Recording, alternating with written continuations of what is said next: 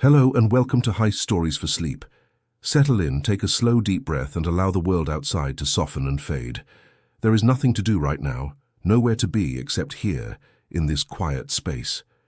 Tonight's story is a calm and unhurried one. There are no jumps, no gore, just a gentle journey to another time and place. It is a story about patience, about quiet observation, and about finding a silent path through a loud world. So let your body grow heavy, let your mind grow still, and let the story begin. We travel back to 1976, to the city of Nice, nestled on the southern coast of France. It is late. The day's brilliant sun has long since sunk into the Mediterranean, leaving behind a sky the color of deep violet. The air, once hot and humming with the sound of cicadas, is now cool and soft, carrying the scent of salt and night-blooming jasmine. This is the French Riviera, the Côte d'Azur, a place known for its dazzling light and glamour. But tonight, it is a place of deep rest. The grand hotels along the Promenade des Anglais are quiet, their ornate balconies like sleeping eyelids. The narrow, winding streets of the old town are empty, washed in the gentle golden light of old lamps. The stones of the pavement, warmed by the sun all day, now slowly release their heat into the night. From a distance, the city is a soft glow against the dark water. It looks like a handful of fallen stars, cupped between the sea and the hills. There is a gentle rhythm to this place at night. It is the sound of the sea itself, a slow and steady breath as waves whisper against the pebbled shore.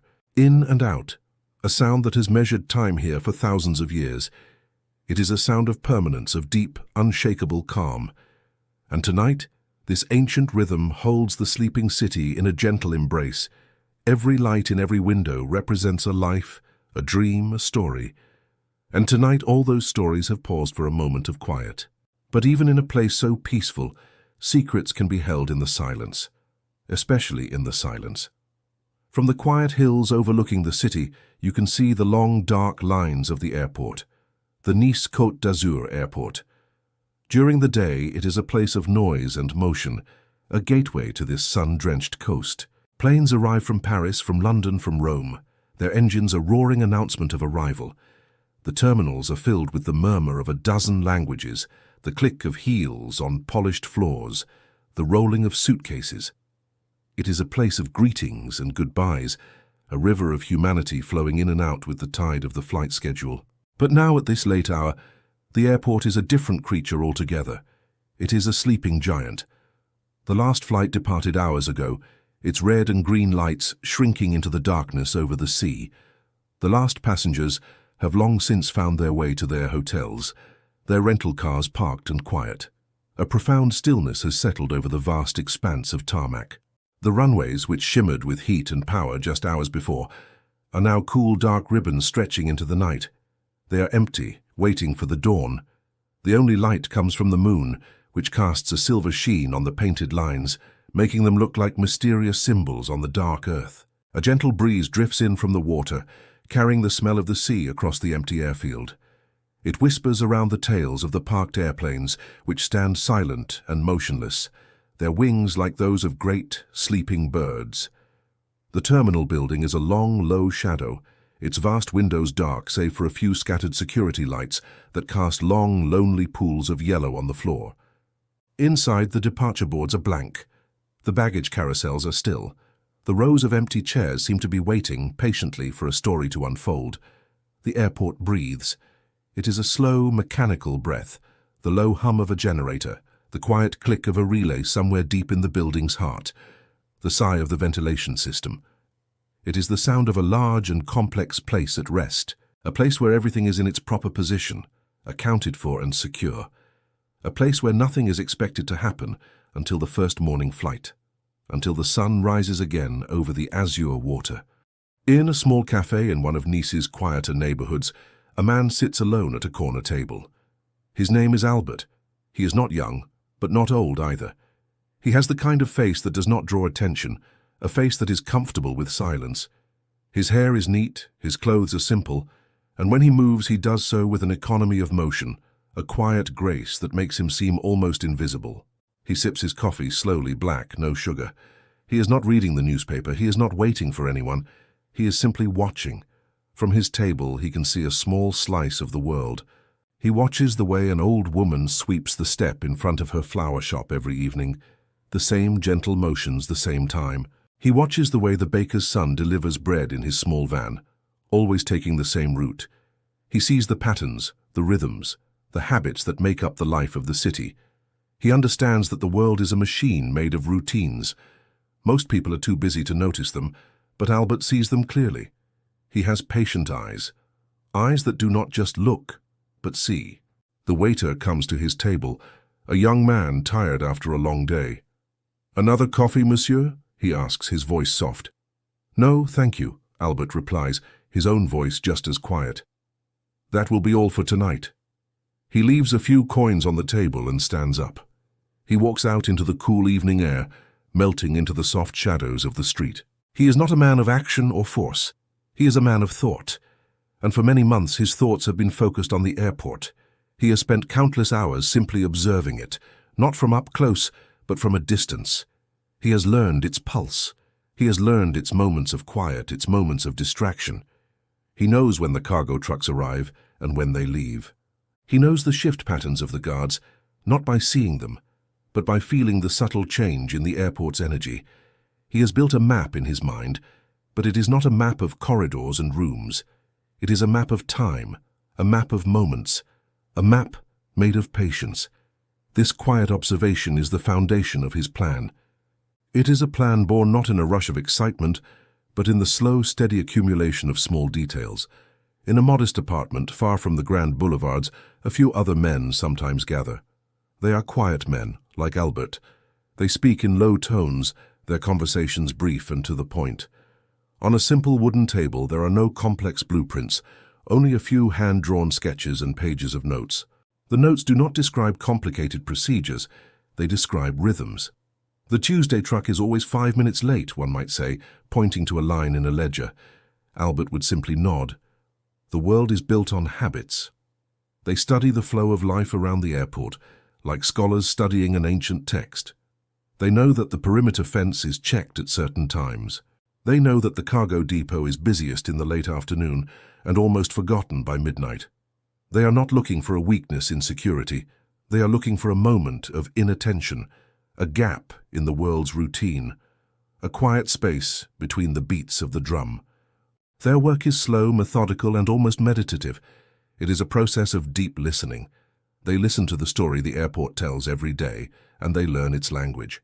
The plan grows organically from this understanding. It is simple.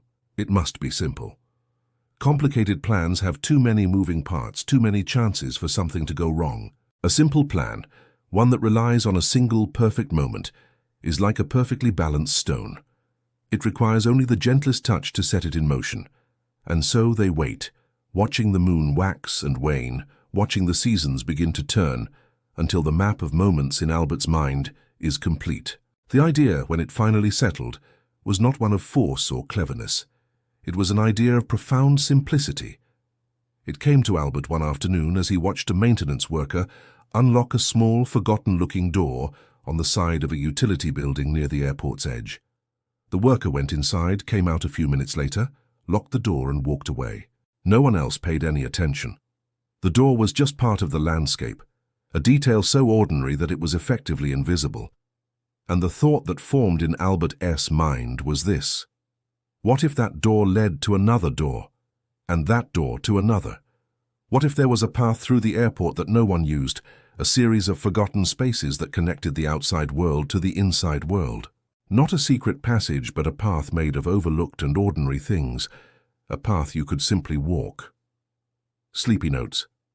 Historians and journalists who have studied the event believe that the mastermind's greatest insight was not in defeating a complex security system, but in realizing that parts of the system were not connected at all.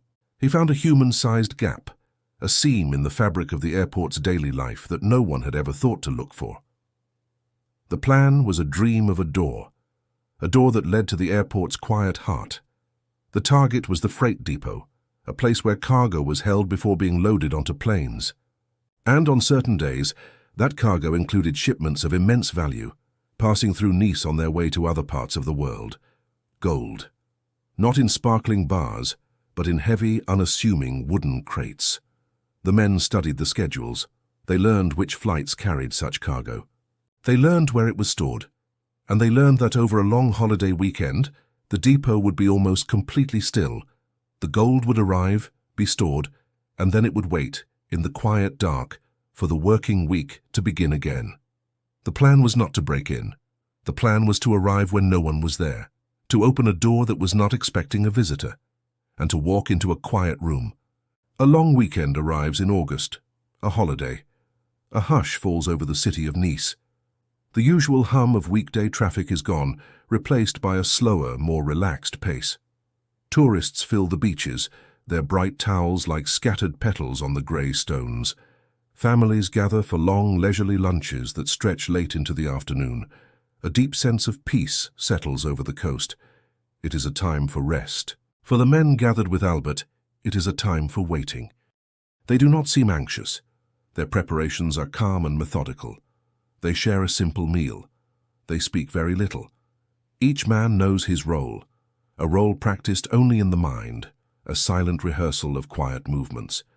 Their tools are not the kind one might imagine. They are simple, ordinary things that would not look out of place in any garage or workshop. Everything they need fits into a few canvas bags. As evening approaches, the sky turns a soft, dusky pink. The air cools. The day trippers begin to head home, and an even deeper quiet descends. This is the moment they have been waiting for. Not a moment of high tension, but one of profound stillness. The world has paused, and in that pause there is an opening. "Is everything ready?" one of the younger men asks, his voice barely a whisper. Albert looks out the window at the fading light. "Everything has been ready for a long time," he says calmly. "Now, we just have to go for a walk." There is no sense of a grand event about to unfold. It feels more like a simple, necessary task, like posting a letter or closing a window before a storm. They are simply aligning themselves with the rhythm they have studied for so long. They are stepping into the quiet space they have found. They are going to open a door. The moon is a thin crescent offering just enough light to turn the world silver and black. The air is cool on the skin. The small group of men walks not together in a tight cluster, but separately like strangers heading in the same general direction. They move without hurry. Their footsteps are soft on the ground. They walk along a quiet road that runs near the edge of the airport grounds. The sound of the distant sea is a constant, gentle companion. They reach the perimeter fence. It is a simple chain-link barrier, meant to mark a boundary more than to be a serious obstacle. At a pre-chosen spot, a place shrouded in shadow and overgrown with wild grass, they stop. There is no sound of cutting wire, no dramatic breach. They simply find a way through a small gap, an imperfection. They slip from the outside world into the world of the airport. They are ghosts on the edge of the sleeping machine. Once inside, they pause, letting their eyes adjust to the vast open space. The airfield is immense, a flat, dark plain under the stars. In the distance, the terminal building glows faintly. The parked airplanes are huge, silent shapes.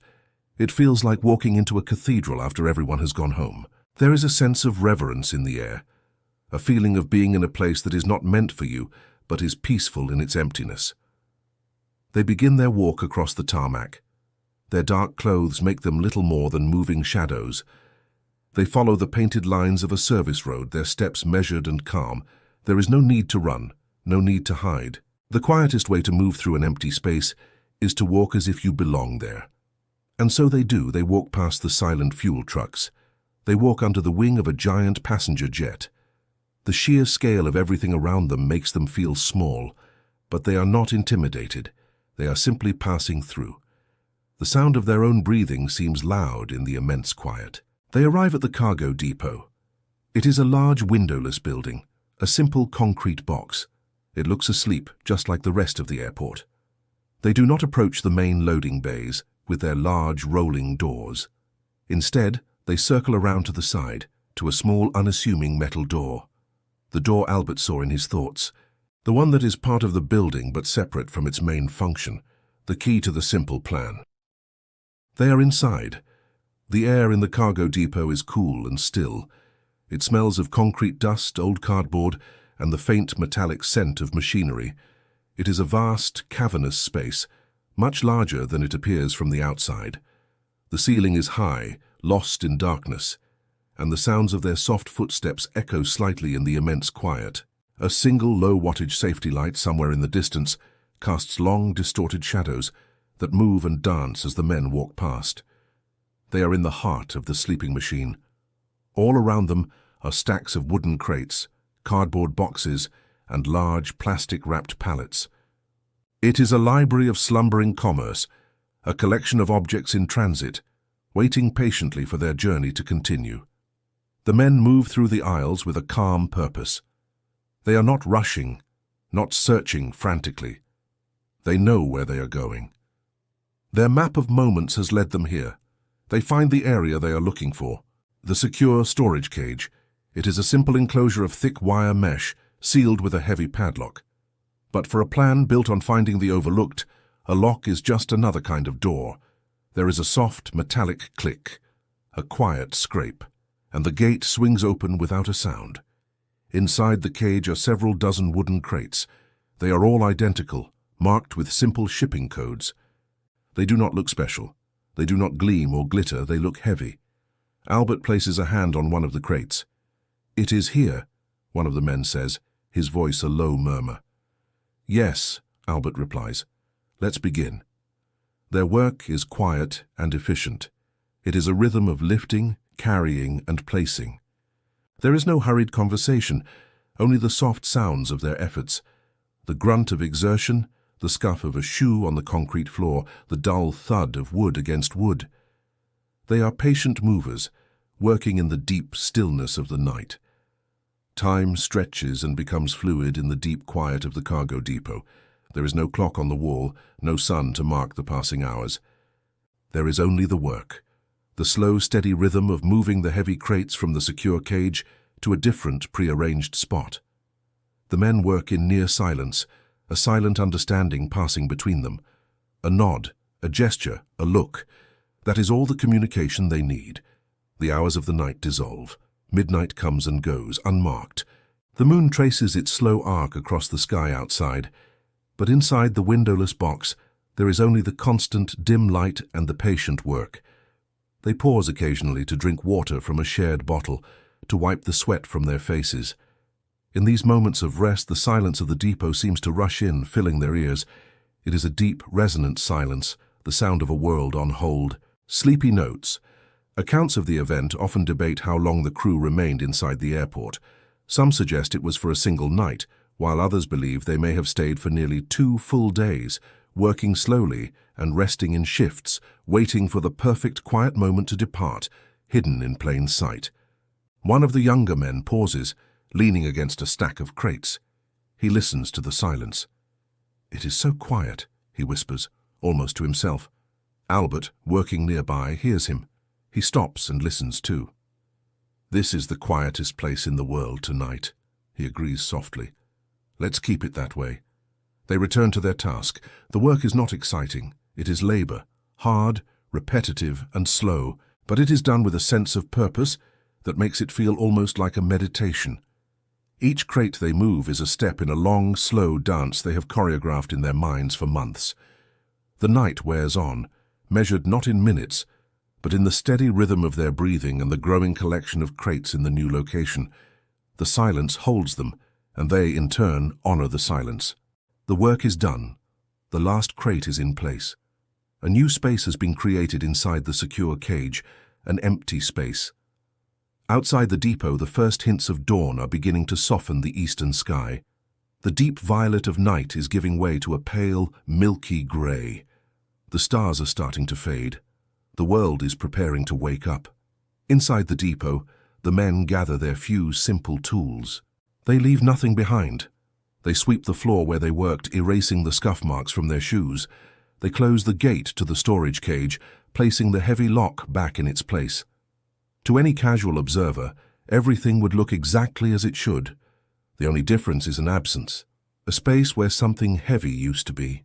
The gold is gone, but the room holds a new kind of presence, the weight of silence, the echo of a perfect invisible act. They make their way back to the small side door, their job complete. Albert is the last to leave. He pauses at the threshold, taking one final look at the vast dark space. He listens to the low hum of the building, the quiet breath of the sleeping machine. He closes the door, and the soft click of the latch is the only sound. Their retreat is the same as their arrival, a slow, unhurried walk across the tarmac, which is now bathed in the soft grey light of pre-dawn. The air is cool and damp. The sound of early morning birds has begun, a tentative chirping that heralds the new day. They slip back through the gap in the fence, leaving the world of the airport behind them. They melt away into the quiet streets of the waking city, just as the first bakery vans begin their morning deliveries. They vanish, leaving behind only an empty space and the coming sunrise. Sunday morning unfolds in Nice with its usual gentle rhythm. The sun rises over the Mediterranean, flooding the city with warm golden light. Church bells ring in the distance. The cafes along the Cours Salée market begin to fill up with people sipping their morning coffee and reading the newspaper. At the airport, the daily routine sputters back to life. The first flights of the day are announced, their destinations called out in a calm, melodic voice over the public address system. The airport is waking up. The discovery does not happen with a sudden alarm or a dramatic confrontation. It begins with a quiet anomaly, a small detail that is out of place. A shipping clerk making his rounds on Monday morning reviews his paperwork. He is a methodical man, a man of lists and ledgers. He checks the inventory for the weekend. According to his clipboard, a significant shipment of gold bullion should be waiting in the secure cage, ready for its onward journey. He goes to the cage. He sees the lock is in place. He sees no signs of disturbance. Everything looks perfectly normal. He unlocks the gate and steps inside, and then he stops. He looks at the space where the crates should be. It is empty. He looks back at his clipboard. He looks again at the empty space. It does not make sense. There is no sign of forced entry. The building is secure. The lock was intact. It is as if the crates simply decided to vanish. He calls his supervisor. The supervisor comes and looks. He, too, is confused. There is no logical explanation. The disbelief spreads slowly, quietly from person to person. It is not panic, it is a deep and profound puzzle. How can something so heavy, so secure, so valuable, simply cease to be where it is supposed to be? The initial thought is not theft. It is a mistake, a clerical error, a shipment that was perhaps moved to the wrong location. But all the paperwork says it should be right here, in this perfectly, impossibly empty space.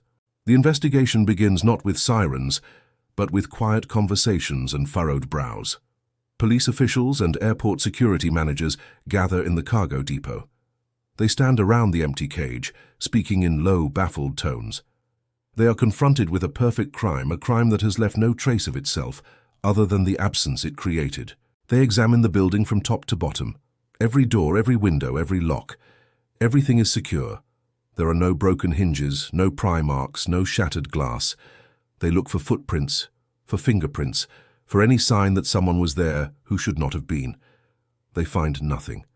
The space is clean, orderly, and undisturbed. It is as if the theft was carried out by ghosts. But they must have come in from somewhere, a younger detective says, gesturing at the solid concrete walls. An older inspector, a man with tired, knowing eyes, walks slowly around the perimeter of the building. He runs a hand along the wall, his gaze sweeping over every detail. It's not about how they broke in, he says quietly. It's about how they walked in. They study the airport's routines, its schedules, its security protocols. They interview the guards, the clerks, the ground crew. No one saw anything unusual. No one heard anything out of the ordinary. The long holiday weekend was, by all accounts, perfectly quiet. The investigators are faced with a logical impossibility. A multi-ton shipment of gold has been removed from a secure building at one of the country's major airports, and nobody noticed. The sheer elegance and simplicity of it is baffling. It is less like a crime and more like a magic trick. The story of the vanishing gold captures the public imagination. The newspapers call it the heist of the century. But the tale that takes root in the cafes and markets of Nice is a quieter one. It is a story about audacity, about the idea that a few determined men could simply walk into a fortress and walk out with a fortune. The mystery deepens when, weeks later, a portion of the gold is anonymously returned, a gesture that only adds to the legend. For years, the case remains a puzzle. The authorities have theories but no firm evidence. And Albert? He does not flee to a distant country to live a life of luxury. He does something far more audacious. He stays. He returns to his quiet life, to his small apartment, his corner cafe. He watches the world go by with the same patient eyes, a man holding a secret as vast and silent as the sea. He had not done it for the wealth. He had done it for the challenge, for the pleasure of creating a perfect silent moment, for the satisfaction of finding a door that no one else had seen. Sleepy notes. The real mastermind behind the heist, Albert Spaggiari, was eventually caught, but not through police work. He was betrayed by an accomplice. However, during his court hearing, he executed a daring escape by jumping out of a window and disappearing on a waiting motorcycle. He was never recaptured and lived the rest of his life in hiding, becoming a folk hero in the process. His life after the event becomes its own quiet legend. He moves from place to place, living under different names, but he never truly hides. He is a ghost in his own country, a man who is famous for disappearing. The story is told that he would sometimes return to Nice, disguised, and sit in a cafe, listening to people tell the story of his own great accomplishment. He had created a myth, and now he could watch it grow. He became a whisper, a rumor, a symbol of quiet rebellion, a testament to the idea that with enough patience, even the most solid walls can have doors. The years pass. The story of the Nice airport heist softens with time, losing its hard edges and becoming a piece of local folklore. It is a story told to tourists, a whisper on the sea breeze. It is no longer about the crime, but about the elegance of the idea, the sheer, breathtaking simplicity of it.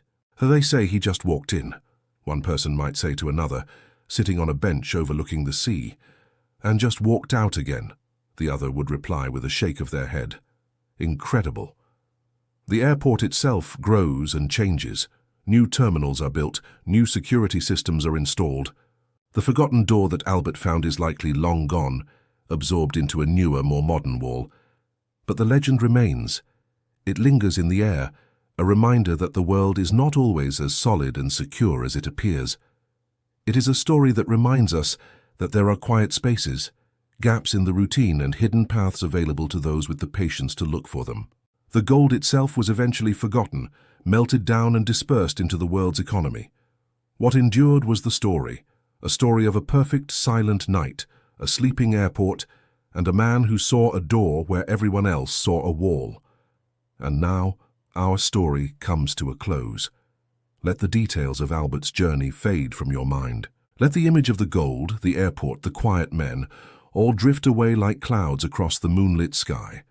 Let them dissolve into the gentle darkness behind your eyes. Come back now to the quiet of your own space. Come back to the gentle rise and fall of your own breath. Feel the weight of your body, comfortable and heavy, supported and safe. Listen to the silence of your room, a silence as deep and peaceful as the one that settled over the runways of Nice so long ago. We return to the image of the French coast at night, the soft glow of the city lights, the vast, dark expanse of the sea, and the sound, the steady, rhythmic whisper of the waves on the shore. In and out, in and out. A sound that has measured time forever. A sound that can carry you now gently into deep and restful sleep. Thank you for listening. May your dreams be peaceful and calm. Good night.